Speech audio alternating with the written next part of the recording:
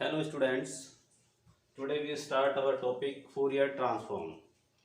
Basically सबसे पहले हमें ये पता होना चाहिए कि Fourier ट्रांसफॉर्म क्या है और Fourier ट्रांसफॉर्म को हम क्यों यूज़ करते हैं। तो आज हम यहाँ बताएंगे कि Fourier ट्रांसफॉर्म क्या होता है, उसको हम बेसिकली यूज़ क्यों करते हैं और उससे रिलेटेड कुछ प्रॉब्लम्स हम करेंगे। ठीक है, बेसिकली क्या होता है कि हमारा एक टाइम डोमेन सिग्नल होता है जो टाइम डिपेंडेंट होता है, उसको फ्रीक्वेंसी डिपेंडेंट सिग्नल में कन्वर्ट करने के लिए हम फूरियर ट्रांसफॉर्म को यूज करते हैं।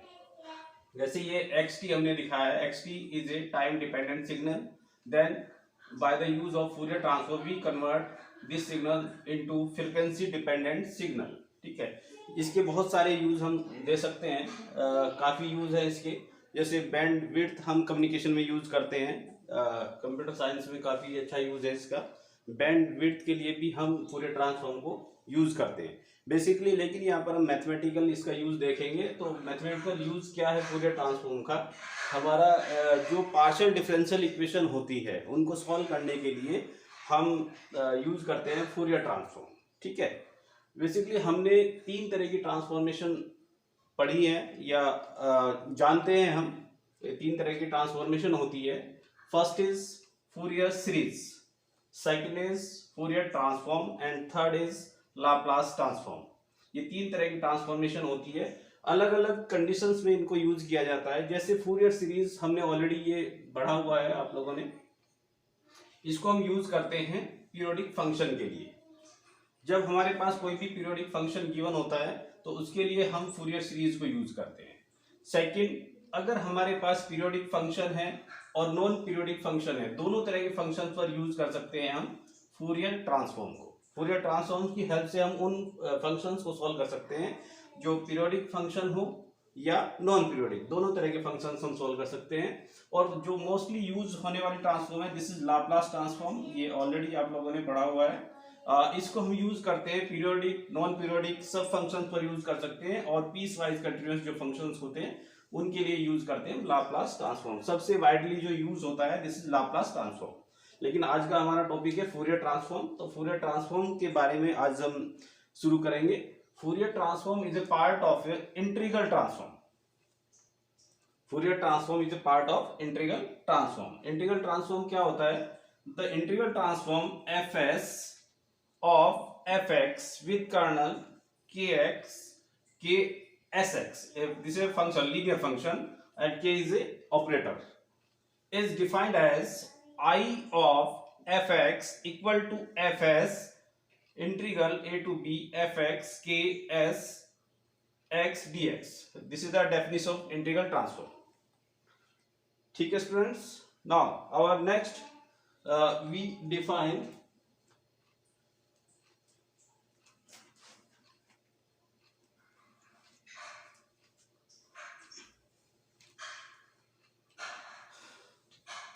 this is the integral transform. Now we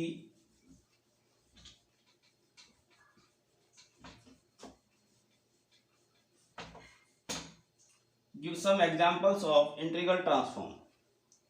Number one Laplace transform.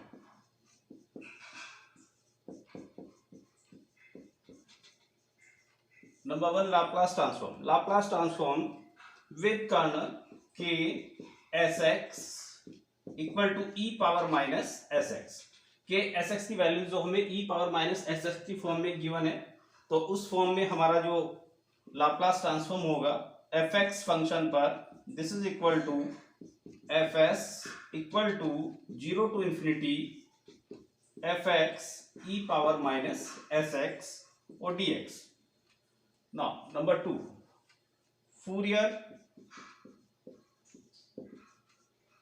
complex transform. Fourier complex transform with kernel k sx equal to e power minus I sx। यहाँ पर जो कर्नल k sx फंक्शन है उसकी values हमें given है e power minus sx, जो complex form में given है। Then Fourier transform of fx equal to F S इसको डिनोट करते हैं, this is equal to 1/√2 minus infinity to infinity F X, और जो भी यहाँ हमें के एस एक्स की वैल्यू थी उसको यहाँ पर पुट करेंगे minus I S x into D X. This is the value of Fourier complex transform. Now here this is the Fourier transform of fx. Now this is a inverse Fourier transform. तो यहां से हम fx की value calculate करेंगे. fx equal to 1/√2 pi integral minus infinity to infinity है. ये जो fx है यहाँ पर इसको कैलकुलेट कर रहे हैं, तो ये इनवर्स फूरियर ट्रांसफॉर्म हो जाता है. fx equal to 1/√2 pi minus infinity to infinity, और ये हो जाएगा F S E power minus I S X और D S into D S. Now third example, note down this.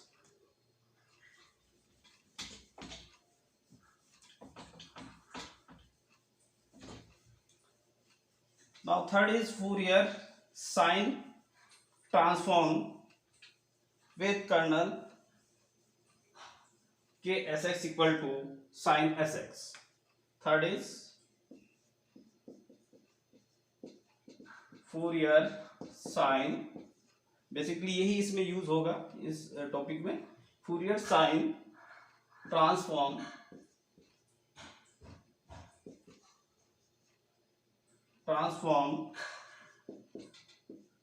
with kernel k of sx equal to sin sx.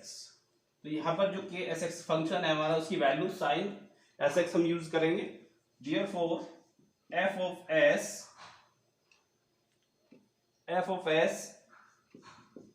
fx equal to fs, और इसको यहाँ पर s क्योंकि sign के लिए calculate करें तो एफ एस डिनोट करेंगे, एफ एस से डिनोट करेंगे. This is equal to √2 pi integral 0 to infinity F X sine S X और D X. And fourth is, यहाँ पर भी हम इसकी इनवर्स फार्मूला इसका निकाल सकते हैं, इन्वर्जन निकाल सकते हैं. और एफ एक्स इक्वल टू, ये कैलकुलेट करेंगे तो एफ एस इधर आ जाएगा. This is √2 pi 0 to infinity F of S S, और this is sine S X और D X. This is the inversion formula, inverse formula. दो तरह के ही क्वेश्चन हमारे पास होंगे, एक डायरेक्टली फूरियर ट्रांसफॉर्म निकालने का साइन या कोसाइन फॉर्म में, और उसका inverse formula. Next our fourth number is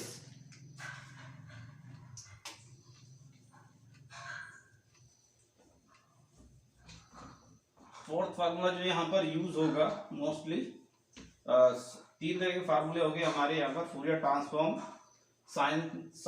Fourier sine transform and Fourier cosine transform. तो fourth is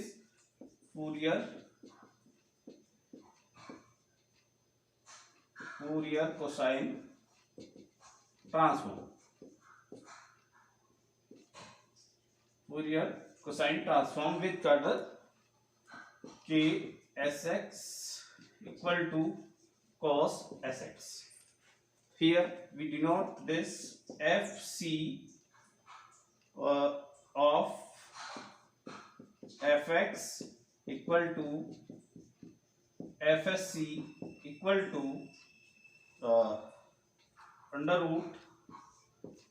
√2 pi integral 0 to infinity fx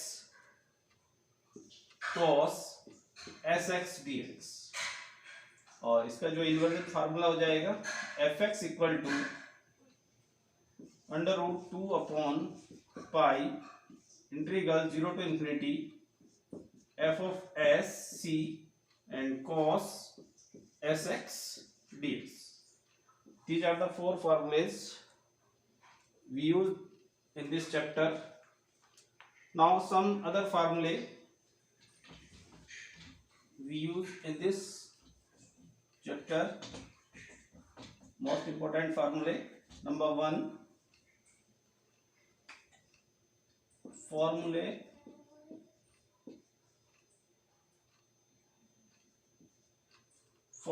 for Fourier integrals. Formulae for Fourier integrals. Number one, Fourier integral